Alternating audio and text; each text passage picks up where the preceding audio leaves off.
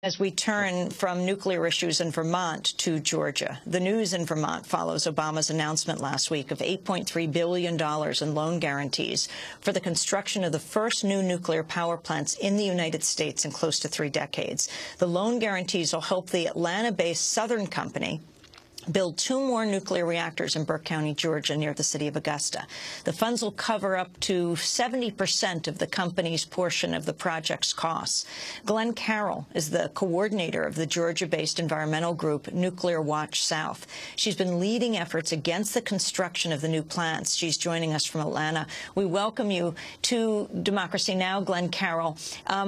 Where were you when President Obama made his announcement of federal guarantees for Southern Power to build these new nuclear power plants? Gosh, that's hard to remember because we knew it was coming and we were prepared, and we woke up in the morning and there it was. And how have you been organizing, and what is your concern about these 2 new plants? Well, we don't need nuclear power, and it's ridiculously expensive. It causes birth defects and cancer and leaves radioactive waste. We already have 4 nuclear reactors. We're overbuilt. We don't need it. We certainly don't need to spend taxpayer money this way. Talk about why you think President Obama chose Georgia and Southern Power. Well, if you look at the fact that the CEO, David Ratcliffe of Southern Company, has been chair of the Federal Reserve Board, is on the Federal Reserve Board now, they are masters of making money, and that has been part, I think, of their really acing the game plan that was laid out by Bush, offering enticements to utilities to become interested in nukes when they had not been for 30 years. And Southern Company recognized the game that they were very talented in, and they just got started and worked the system.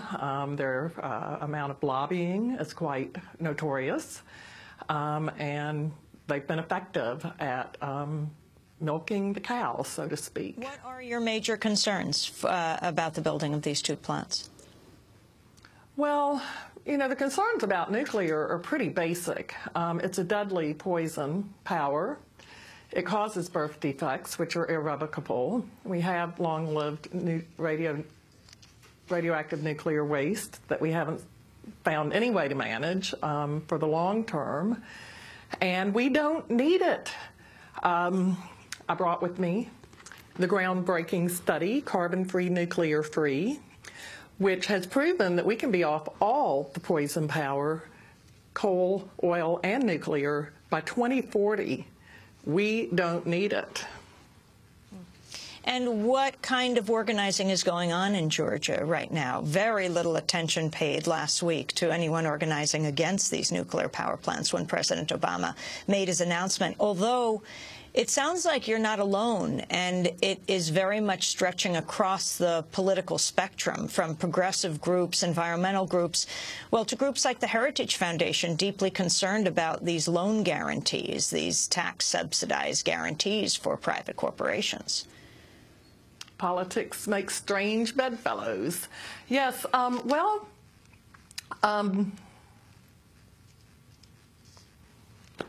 Yes. Kind of forgot your basic question as you was explaining that, but yes, okay. Here's what we've got. Right, we have. There's a lawsuit. My group is not involved in that, but 5 environmental groups have brought a lawsuit against the license. Westinghouse has its own problems. It has not received a license for the type of reactor that we're supposed to use. And across the country, all of the environmental movement is concerned about this particular situation in Georgia, much as we all worked to stop the Yucca Mountain repository in Nevada. And you have now President Obama at the same time saying that he is going to finally shut down that storage facility, which has been extremely unpopular in Nevada. What happens to the nuclear waste all over the country, Glenn Carroll? Well, right now it's on site at the reactor sites all over the country. It's in vulnerable storage for the most part, which an airplane strike at any of these spent fuel pools would be horrifying to contemplate. You mean a terrorist attack? That's right. Or just a fire in the pool or a leak. I mean, they're vulnerable inherently, but they're also more vulnerable than a reactor to terrorism. Some of the sites have started to move the fuel out of the vulnerable pools into hardened concrete storage. There's room for improvement there, but it is a technology that buys us time to get it together on the nuclear repository. What I wanted to say in response to your noting that there seems to, their headlines say there isn't an anti-nuclear movement or whatnot. I've been thinking about it. In the last week, I think the debate has become much more wholesome. The news has very much been better at presenting both sides. And I've come to conclude that we have been, for years, being bombarded by a $345 million PR campaign by the nuclear industry. And the media has just sucked it up as if it was news. But now we have news. Now we're looking at $8.3 billion in tax money going, to a big private company who has spent millions in lobbying for this to build a nuclear plant in Georgia that doesn't need one. Is it a done deal? Nope, far from it. Like I said, the Westinghouse reactor doesn't have a license. Southern Company doesn't have a license.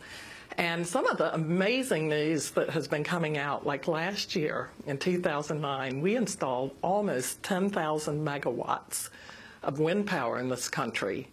That's the equivalent of a reactor and a half. You cannot put a reactor up in a year. I think by the time Southern Company is eligible to apply for this money, we are going to have transformed the landscape in this country, the energy landscape, and everybody will know we don't have to throw our borrowed tax money to a big private company to build a reactor. Glenn Carroll, I want to thank you for being with us, coordinator of the environmental group Nuclear Watch South, speaking to us from Atlanta, Georgia. And I think her last comments are a perfect segue into our next discussion, and it's about the news and who is on television.